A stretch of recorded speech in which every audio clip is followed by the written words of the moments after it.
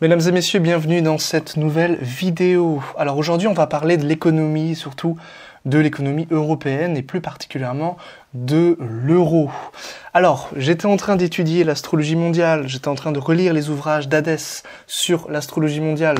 D'ailleurs, cet ouvrage que je vous invite à lire est un ouvrage très intéressant, même si il n'est pas complet, c'est complètement difficile de faire un ouvrage complet sur l'astrologie mondiale, mais j'étais en train d'étudier les cycles planétaires, j'étais en train d'étudier les potentielles guerres à venir, et comme c'est un sujet très complexe, c'est un sujet qui demande évidemment énormément de temps, de pratique, de recherche également bien entendu, avant d'exposer quoi que ce soit, eh bien je suis tombé, au fur et à mesure de mes recherches, sur le thème de l'euro, tout simplement, lorsque eh bien, à Francfort, en Allemagne, eh bien, ils ont décrété que l'euro était la monnaie officielle européenne.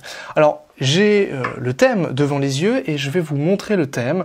Et j'ai plein de choses, justement, ici d'intéressant à vous partager. C'est pour ça que je voulais faire une petite vidéo pour que l'on voit tout cela ensemble.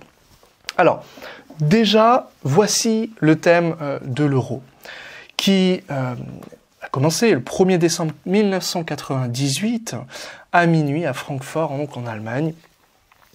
Est-ce que ce thème est bon? Non, il est catastrophique. C'est une autre preuve que ils n'ont pas consulté les astrologues avant de décréter leur monnaie. Pourquoi ce thème est-il catastrophique? Premièrement, nous voyons que Mars, qui est pas du tout une planète on va dire, favorable aux finances. Mars est une planète sèche, une planète chaude, donc en tant que planète sèche surtout, eh bien, elle est plutôt sujette aux dépenses, plutôt sujette à la dévaluation, et puis on fait un petit peu n'importe quoi avec ce genre de planète. Surtout, ce Mars, il est maître ici de la maison 8. Évidemment, on n'est pas ici sur une maison bénéfique, et surtout ce Mars est en exil, c'est-à-dire sa pire position dans l'astrologie, en balance ici, donc c'est assez catastrophique.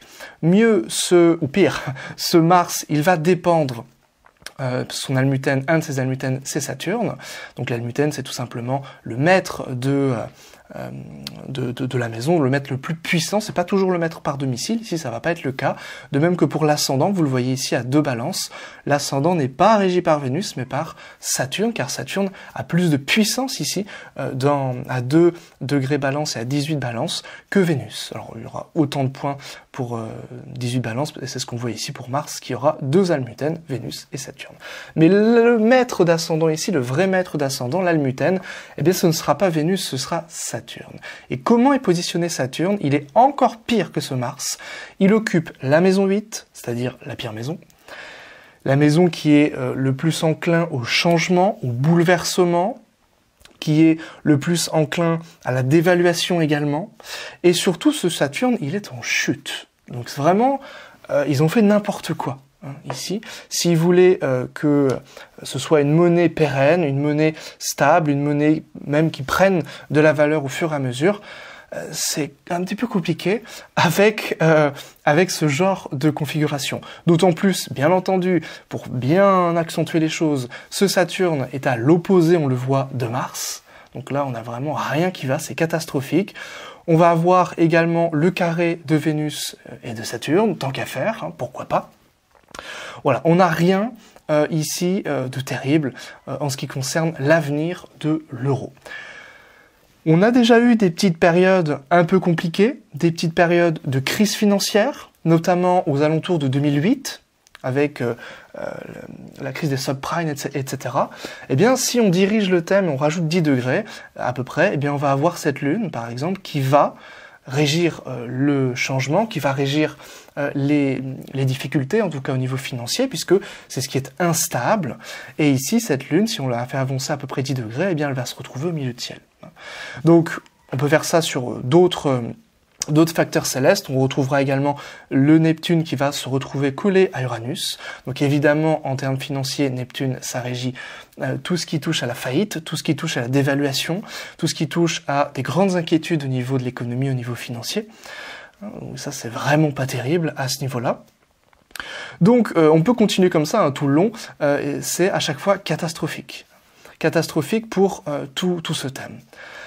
Alors, déjà, on va regarder les révolutions solaires, puisqu'on va faire comme dans un thème natal. Ici, c'est la naissance de l'euro, officiellement en tout cas. Et donc, nous allons regarder un petit peu les différentes révolutions solaires qui nous indiqueront les dates, ici, vraiment critiques pour l'euro. Alors j'ai fait le travail, on va pas tout regarder, j'ai fait le travail ici déjà en amont. Et puis une première date qui moi m'intrigue, ce sera cette date de 2026. Alors on est en décembre 2026, 31 décembre, donc en réalité ça va régir toute l'année 2027. Pourquoi ? Vous savez peut-être que, si vous faites un peu d'astrologie, que chaque année il y a une ou deux planètes qui sont ce qu'on appelle les maîtres du temps. Ces deux planètes vont être absolument prioritaires. Le premier maître du temps, c'est le maître de l'année. Et le maître de l'année, ici, ce sera Saturne. Et on l'a vu, Saturne, il nous intéresse dans le thème natal, toujours comparer le thème de révolution solaire au thème natal, parce que Saturne régit justement l'euro dans le thème de l'euro, puisqu'il régit l'ascendant. Et le maître de l'ascendant, c'est celui qui régit le destin de la chose en question, ici, de l'euro. Ce Saturne, il est donc capital à étudier. Premièrement, le maître de l'année, lorsqu'il est activé, il va en priorité activer la promesse de thème. La promesse de thème, on l'a vu, elle est foireuse. On l'a vu, la promesse de thème, c'est un Saturne en 8, en chute, opposé à Mars en exil. C'est une catastrophe. Donc on peut s'attendre d'ores et déjà, dans l'année 2027, à une crise de l'euro, une crise économique violente au niveau de l'euro. Ça, c'est une certitude, au vu de cette révolution solaire. Si le thème est bon, mais je pense qu'il est bon, on a déjà une problématique. Ensuite, où sera placé ce Saturne dans cette révolution solaire ? Il revient à son lieu de chute, ici, en Bélier. Ça veut dire quoi ? Ça veut dire que Saturne va faire un retour d'année, un retour de Saturne plutôt, et évidemment, il vient d'autant plus réactualiser la promesse du thème natal, qui, on l'a vu déjà, est très foireuse. Saturne est donc très très mauvais ici. Il va être en plus, pour ne rien arranger, en conjonction à Neptune. Neptune qui, on l'a vu, au niveau financier, n'est jamais favorable. C'est les arnaques, c'est les mensonges, c'est les fraudes, c'est tout ce qui s'apparente à, comment je pourrais dire ça, de l'abstraction des grandes promesses et justement ici les chutes. C'est-à-dire que, pourquoi Neptune régit la déception ? S'il y a eu déception, c'est qu'il y a eu des grandes attentes. Et donc, bien entendu, ici, Neptune va régir les grandes attentes, les grands idéaux, peut-être, autour de l'argent, mais Saturne, c'est la chute, c'est une promesse de chute, quoi qu'il arrive. Et ce Saturne, il nous promet bien une chute ici, en 2027. Donc, on a ici une grosse problématique par rapport à cette période-là de 2027. Pire, le deuxième maître du temps, je vous ai dit qu'il y en avait souvent deux, c'est Vénus. Vénus, elle va se retrouver comment ? Dans quel état céleste ou zodiacal ? En exil, c'est-à-dire dans sa pire position ici en Scorpion. Donc on a ici que des afflictions, que de mauvaises configurations autour de l'euro. Dans vraiment 2027, c'est la pire année. Alors j'ai pas regardé en détail les autres années, mais ce que je peux vous dire, c'est déjà que celle-ci, c'est la pire. Au niveau du thème des révolutions solaires, c'est réellement la pire année possible à venir prochainement pour l'euro. Voilà, ça c'est une chose. Première chose. Ensuite, ce Pluton, quelque chose qui est très important en révolution solaire, c'est l'ascendant profecté. L'ascendant profecté va tomber à 2 degrés du Verseau. Nous avons Pluton ici qui n'est pas très loin, qui sera à 4 du Verseau, qui sera donc conjoint à l'ascendant profecté. Ça veut dire quoi ? Ça veut dire qu'il y aura un bouleversement, il y aura un basculement ici par rapport aux finances, à la finance qu'est l'euro, particulièrement. Pire, cet ascendant profecté reçoit un aspect de Neptune qui remet sur le devant de la scène ce Neptune, et on n'en a dit que du mal tout à l'heure, tout de suite, parce que Neptune, au niveau financier, il est jamais bon, et un aspect également d'Uranus. Uranus qui va être rétrograde, Uranus qui est une planète imprévisible, qui va nous donner quelque chose, on ne s'y attend pas, sauf si évidemment on fait de l'astrologie. Et cet Uranus est en plus en maison 11, qui est justement la maison des gains. Donc pour l'euro, c'est l'évaluation de... plutôt le fait qu'elle prenne de la valeur, je veux dire. Et ici, c'est vrai, évidemment pas terrible, d'autant plus que ce maître de 11 Mercure sera combuste, c'est-à-dire juste à côté du Soleil, donc n'aura aucun pouvoir, aucune puissance ici, particulièrement. Mieux, et pour aller encore dans ce sens, une autre planète du changement, on en a deux particulièrement, Pluton et la Lune sera, elle, conjointe à l'ascendant dirigé, qui est un autre point clé, un autre point sensible de ce thème, et sera pas très très loin non plus de la part de fortune dont les deux maîtres Vénus et Saturne seront en exil et en chute. Évidemment, la part de fortune pour une monnaie, c'est littéral ici, c'est la fortune, c'est une catastrophe pour 2027. Maintenant, on peut aller un tout petit peu plus loin, mais je ne vais pas vous embêter trop avec ça parce que c'est un petit peu complexe. En astrologie mondiale, on a plein de thèmes différents, dont le thème qu'on appelle des conjonctions de Jupiter et de Saturne. Et il y a eu la moyenne conjonction, qui est celle-ci, le thème de décembre 2020, qui est valable pendant environ 180 ans.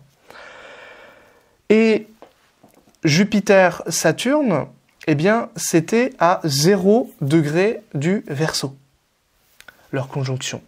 Et ce thème, donc, il sera valable, je vous ai dit, entre 180 et 200 ans. Et il va être capital à étudier en parallèle d'autres thèmes mondiaux. Notamment le thème des cycles, le thème des ingresses solaires, le thème des dirigeants, en fonction de l'endroit que l'on souhaite étudier. Et ici, on a en plus le descendant, donc j'ai mis la ville de Paris, donc c'est le thème de Paris pour cette conjonction Jupiter-Saturne, se retrouvera à 0 degré Verseau également. C'est-à-dire pile sur l'ascendant profecté qui se retrouve à 2 Verseau, en aspect à Uranus rétrograde et à Neptune, qui n'est jamais bon, on l'a vu, pour les finances. Donc ça, c'est vraiment pas terrible pour l'année 2027. Il y aura peut-être déjà des prémices à cette grande difficulté économique quant à l'euro, et à sa dévaluation notamment. Là, je pense que ça va être une grande crise financière. Tout simplement parce que, alors si je reprends, juste avant de prendre les directions, si je reprends bien entendu la conjonction Jupiter-Saturne, on a Uranus en taureau. Hein. Alors Uranus en taureau, c'est les crises mondiales au niveau économique, hein, tout simplement, qui est d'ailleurs pas très loin de la part de fortune pour la France ici. Donc ça va évidemment toucher l'Europe et particulièrement la France, sans surprise ici. Maintenant, donc si je reprends mes directions, alors elles sont où mes directions? Elles sont ici. Excusez-moi, j'ai toujours plein de fenêtres ouvertes. C'est la recherche, c'est comme ça. Et on a déjà des choses pas terribles en 2026. Puisqu'on va avoir, là on est dans les directions symboliques, donc tout ce que je vous disais tout à l'heure, on fait avancer les planètes toujours d'un même côté. Eh bien on va avoir le milieu de ciel, c'est-à-dire lui, qui, lorsqu'il va avancer, va se retrouver juste en face, ici à 1 degré du Lion, juste en face de Neptune.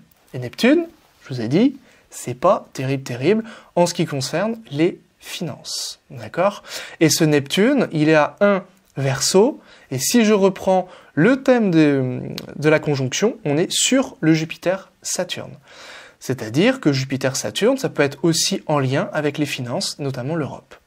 Puisque Jupiter, c'est les finances, c'est l'aspect financier, et Saturne, ça va être les restrictions financières. Donc on n'est pas sur des choses excellentes au niveau d'économie, bien entendu, ici.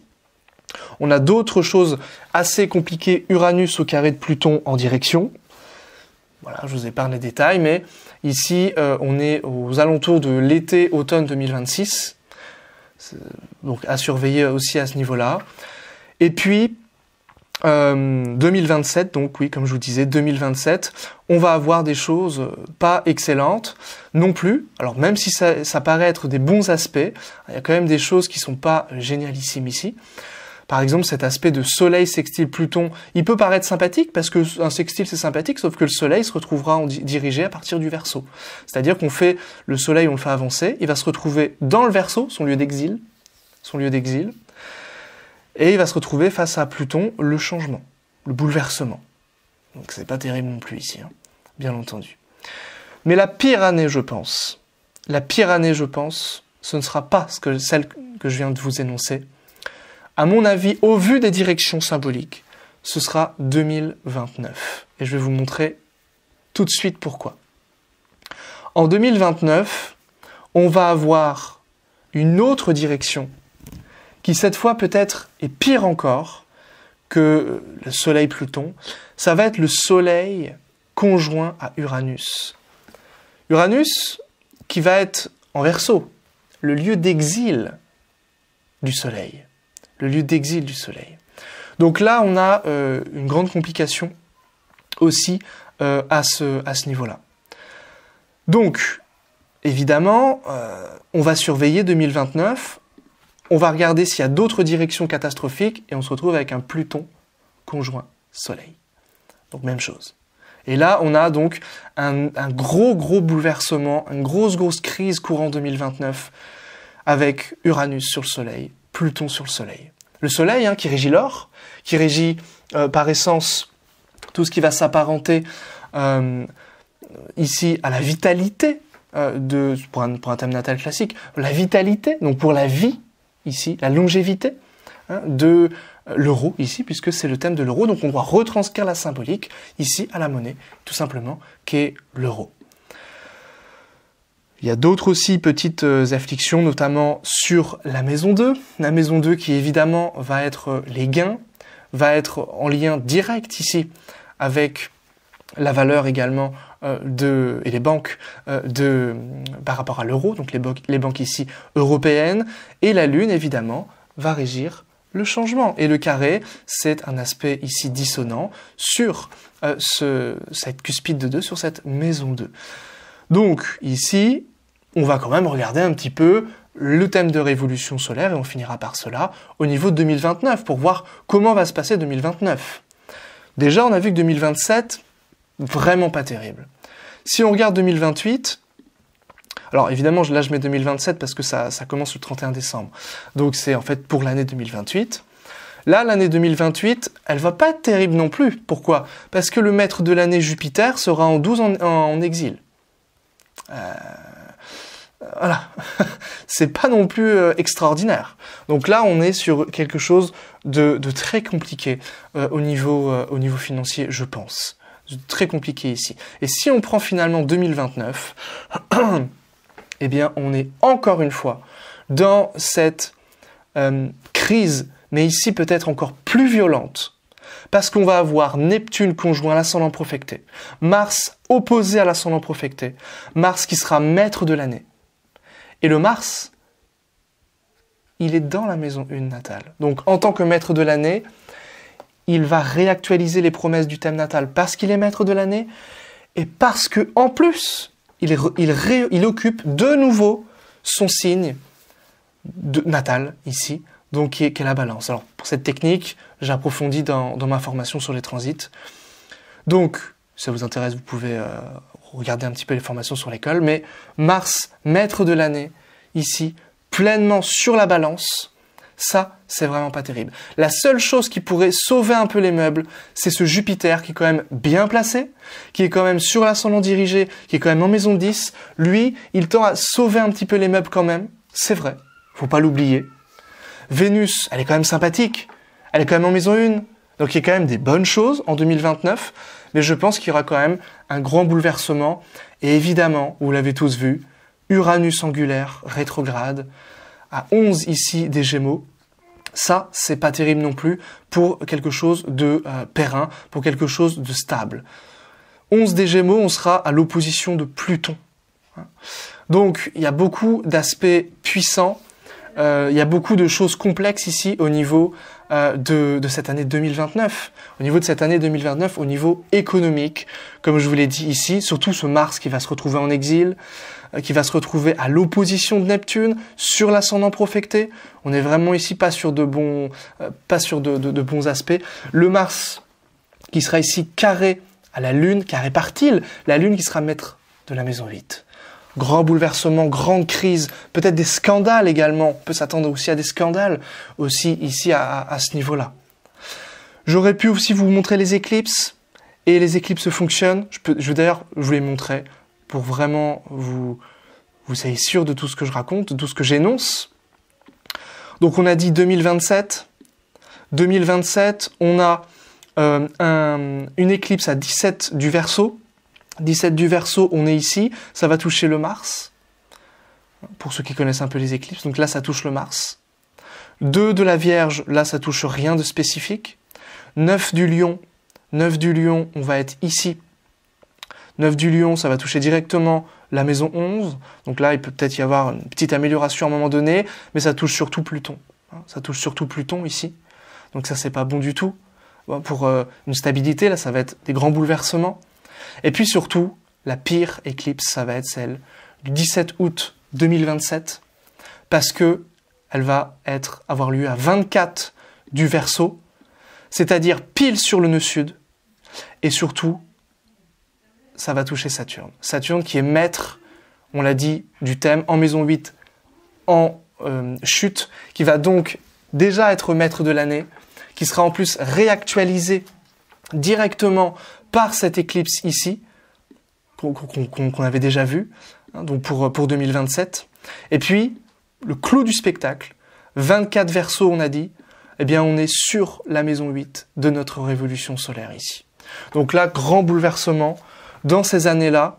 2027, ça va commencer, je pense, peut-être une petite chute aux alentours de 2026 avec cette direction de Neptune qui n'était pas bon sur milieu de ciel Neptune, surtout en 2027. 2028, on a dit complexe, et 2029, j'aurais pu vous montrer aussi les éclipses de 2029 que je vais faire ici. Vous voyez que 2029, ça va être une année déjà très chargée, parce qu'on n'aura pas 4 éclipses, on en aura 1, 2, 3, 4, 5, 6 éclipses. Ça veut dire 6 fois plus de risques pour notre ici monnaie de subir de grandes difficultés, surtout si on a des choses dessus. Et là, qu'est-ce qu'on va avoir dessus?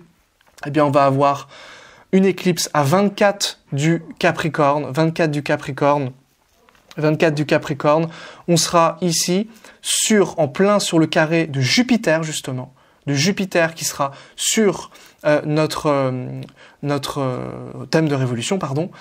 Et surtout, dans notre thème natal, 24 Capricorne, eh bien, on est sur Vénus, au carré de Saturne. C'est-à-dire que ça va activer les 2 planètes qui régissent le cours du destin, ici, vis-à-vis de l'euro, vis-à-vis de l'économie européenne. Et donc, je pense que ce seront 2, voire 3 années, 2027-2029, très, très difficiles au niveau de l'euro. Je ne suis pas sûr que l'euro tienne, hein, honnêtement, au vu de ces révolutions, de ces éclipses, de ces directions, et surtout au vu du thème natal. Au vu du thème natal, ils sont pas foutus de consulter des astrologues avant de faire des trucs sérieux. Donc forcément, là, la monnaie ne peut pas tenir sur le long terme. Voilà ce que j'avais à vous dire. Évidemment, là, j'ai regardé globalement les révolutions solaires, j'ai regardé globalement les directions. Je ne suis pas rentré non plus dans le détail. Je voulais simplement vous montrer les années un petit peu compliquées en termes d'économie, notamment européenne, vis-à-vis de l'euro. À voir évidemment et à mettre en perspective, en parallèle avec les cycles planétaires, avec les ingresses solaires, avec toutes ces choses-là, choses qu'on fera eh bien, à l'avenir sur cette chaîne. Donc j'ai décidé de mettre l'accent sur des vidéos de lunaison, comme on a l'habitude d'en voir, mais également sur un peu plus d'astrologie mondiale au niveau des cycles planétaires, au niveau également des ingresses solaires, au niveau des éclipses, bien entendu, et puis des grandes actualités du ciel. Donc si cette vidéo vous a plu, n'hésitez pas à la partager, à liker, à vous abonner, et puis à me laisser un petit commentaire si vous avez des questions. ou si vous souhaitez vous souhaiteriez que je fasse des recherches sur certaines choses qui peuvent vous intéresser ou peut-être vous inquiéter, que l'on regarde tout cela ensemble. Merci à vous et puis à très bientôt pour une prochaine vidéo. Ciao!